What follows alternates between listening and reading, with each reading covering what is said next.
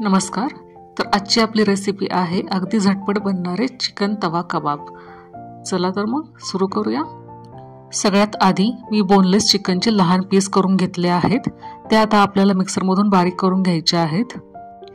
आता हे बारीक करत असताना आपल्याला मिक्सर एकसारखा फिरवायचा नाही.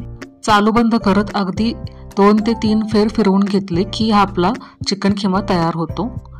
तर तुम्ही अंदाज घेत चेक करत हा खिमा बनवून घ्या.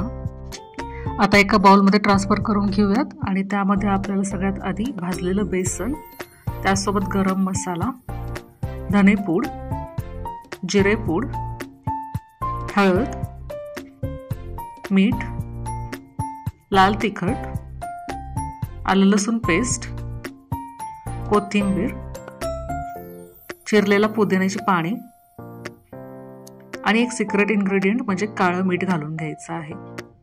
त्याचसोबत थोडा लिंबाचा रस घालून घ्यायचा आहे. आता आपल्याला हे चांगलं मिक्स करून घ्यायचं आहे. यामध्ये बेसन घातल्यामुळे आपल्याला चांगलं बाइंडिंग मिळतं आणि काळं मीठ हे थोडेसे टेस्ट एनहान्स करतं. इथे मी तळलेला कांदा घातलेला आहे. पुन्हा एकदा आपण हे मिक्स करून घेऊयात.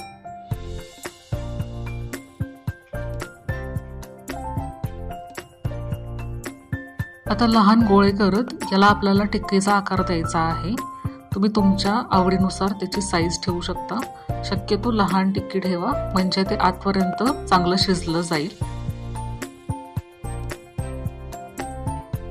आता हे जे टिक्कीसारखे पदार्थ असतात त्यामध्ये आपल्याला तिखट मिठाचा अंदाज सुरुवातीला येत नाही शक्यतो, कारण ते कच्चं असतं तर आपण टेस्ट नाही करू शकत.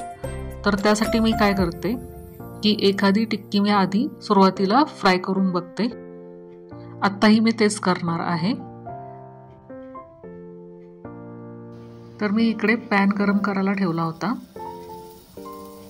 त्यामध्ये मी एक टिक्की पहिला शॅलो फ्राय करून घेणार आहे. हे कबाब आपल्याला शॅलो फ्राय करायचे आहे, डीप फ्राय करायची गरज नाही पडत.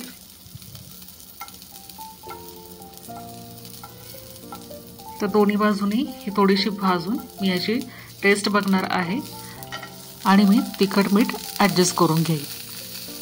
तर ही माझी पद्धत आहे. तुम्ही पण नक्की ट्राय करून बघा.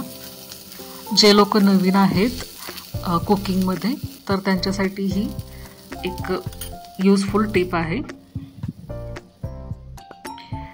आता याच पद्धतीने मी बाकी माझे सगळे जे कबाब आहेत ते सुद्धा शॅलो फ्राय करून घेणार आहे. मी थोडंसं पॅनमध्ये तळामध्ये तेल घातलेलं आहे. याला फ्राय करायला पण जास्त वेळ लागत नाही. आपल्याला गॅस हा मीडियम ठेवायचा आहे. साधारणपणे 3 ते 4 मिनिटं एका बाजूने असं दोन्ही बाजूने करत आपल्याला हे सोनेरी होईपर्यंत दोन्ही बाजूने भाजून घ्यायचं आहे. तर अशा पद्धतीने हे आपले तयार होतात कबाब आणि अगदी रेस्टॉरंटसारखी टेस्ट लागते. पुदिना, काळं मीठ, तळलेला कांदा यामुळे अगदी परफेक्ट टेस्ट येते.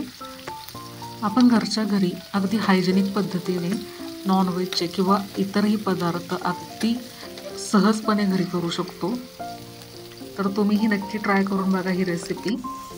आवडल्यास मला कमेंटमध्ये सांगायला विसरू नका आणि व्हिडिओला नक्की लाईक करा आणि चॅनलला सबस्क्राईब करा.